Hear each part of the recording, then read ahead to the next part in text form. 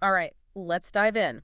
We're taking a look at a listener-submitted webpage today, and it's from Open Educational Resources, Open Source Physics at Singapore. Really interesting stuff. Yeah, and it's just one webpage. Right. You can learn so much from a single page like this about what's happening in educational technology, Hmm. especially, in Singapore in this case. But a lot of the insights here, I think, apply in lots of different places. Yeah, definitely. Get ready for some awards and collaborations Right. and project titles that sound straight out of science fiction. Exactly. I think one of the things that's so cool about this webpage is that it's not just, theoretical. It's like Right. it gives you a real window into how teachers are using open educational resources and open source physics tools in Singapore. Yeah. It's like a snapshot of innovation. Yeah. It really is. Like, look at this event from August 18th, 2011 at Montfort Secondary School. We've got this group of ICT mentors getting together, and it seems like they were already really thinking deeply about how technology could change teaching. Yeah. And if you dig into like the details of the event summary, Mm-hmm.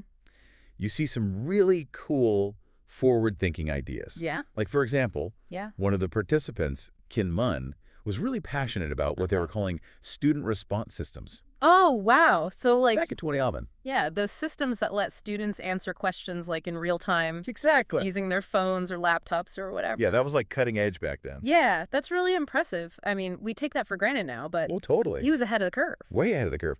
And it just shows that these educators were already thinking about how to use technology to Yeah. make learning more engaging, and really responsive Yeah, to students' needs. I love it. So another participant, Andrew, seemed to be all about Let me guess. Twitter.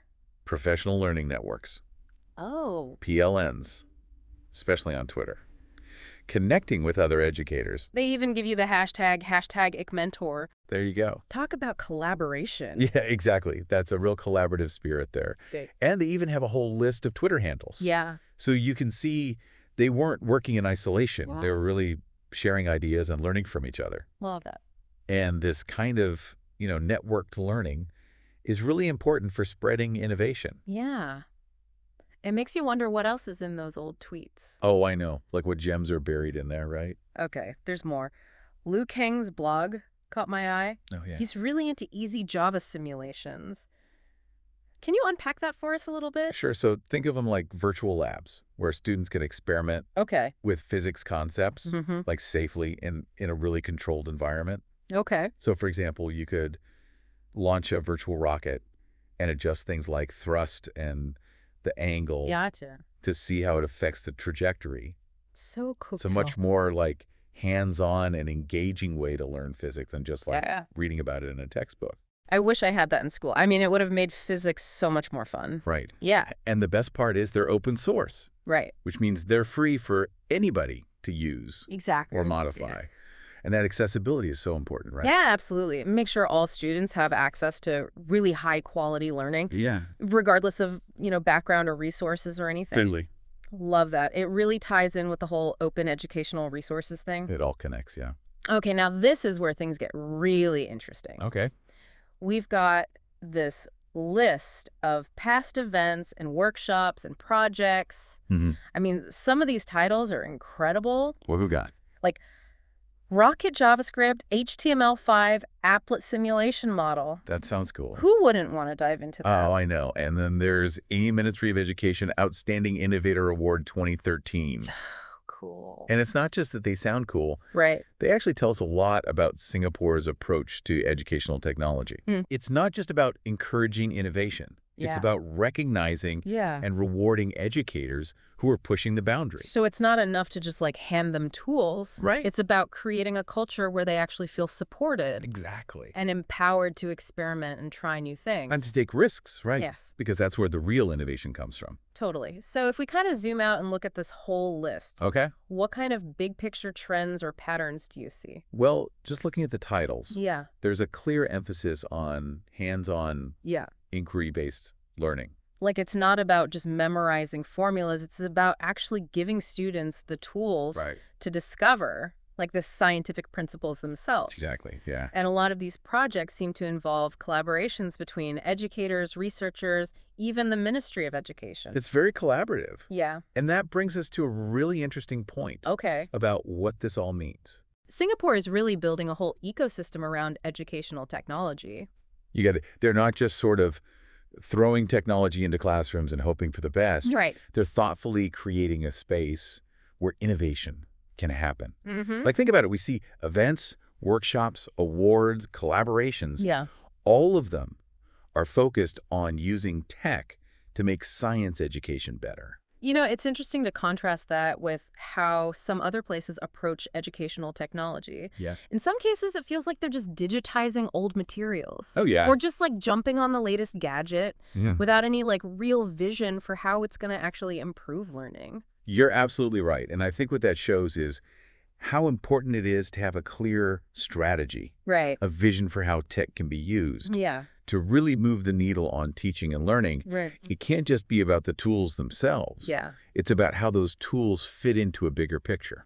Like a pedagogical framework. Exactly. So Singapore isn't just like tech savvy. They're using tech strategically Yes. to meet very specific goals in education. Exactly. And what are some of those goals? Yeah. What do you see when you look at this page? Well, one of the goals definitely seems to be making science more hands-on, Okay. more engaging. Yeah. Instead of lecturing about abstract ideas, they're giving students tools to actually explore these concepts in a virtual environment, I think. And, that really aligns with the research on how people learn best. Yeah. Active learning is so much more effective. Right. Where students are actually building their own knowledge. Totally. Than passive learning, like just sitting there listening to someone talk. It makes you wonder, if you're learning about physics, wouldn't it be more effective to actually get to experiment with forces in motion? Of course. Yeah. And that's what these easy Java simulations let them do. Right. Students can actually play around with variables, see the results, test out their ideas in a safe environment. Yeah, like a physics lab in your pocket. Exactly. That's amazing. It seems like another big goal is to build up a culture of collaboration and innovation among educators. Yeah, you see that everywhere. Yeah, you see in the emphasis on professional learning networks, sharing resources, best practices, recognizing innovative teachers with awards and grants. Yeah, it seems like they get it. They get it. Like, real change needs a collective effort. It's not about individual heroes. Yeah. It's about all of us working together, right? And that brings us back to the listener. Yes! Why should they care about this stuff? That is the question, isn't it? Yeah.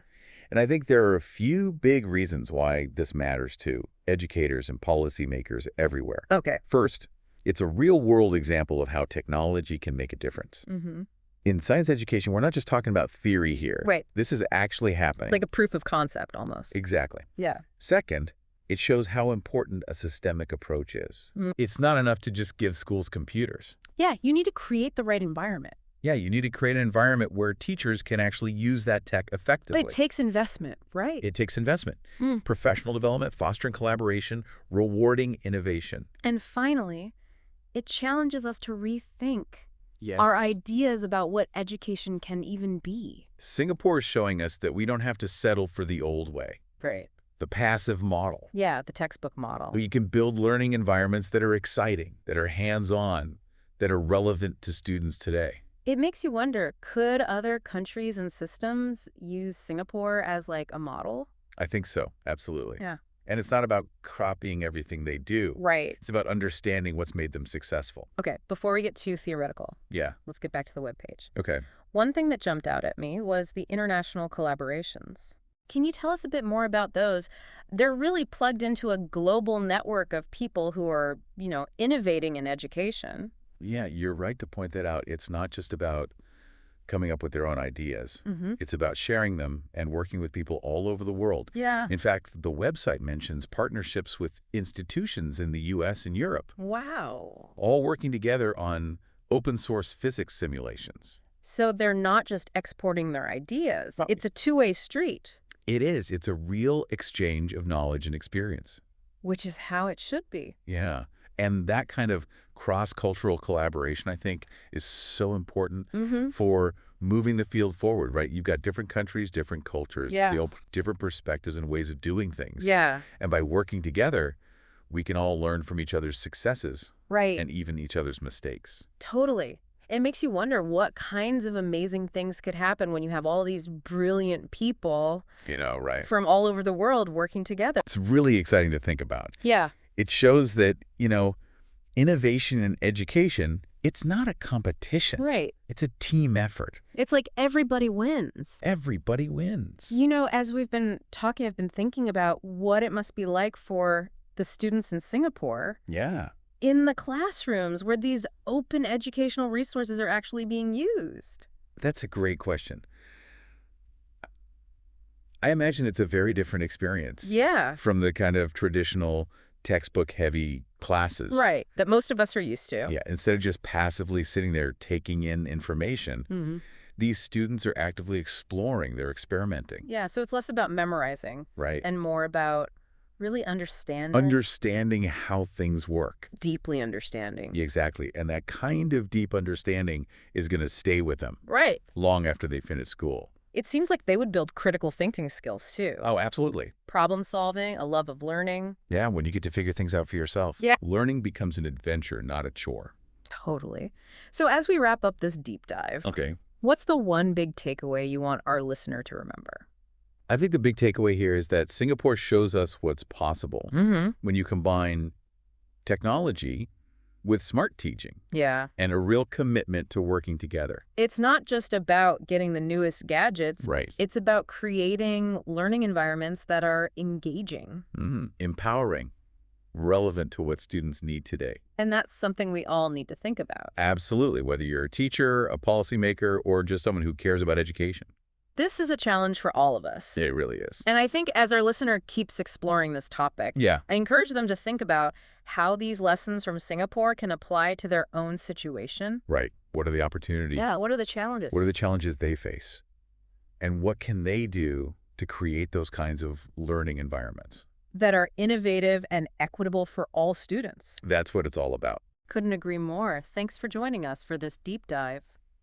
Thanks for having me.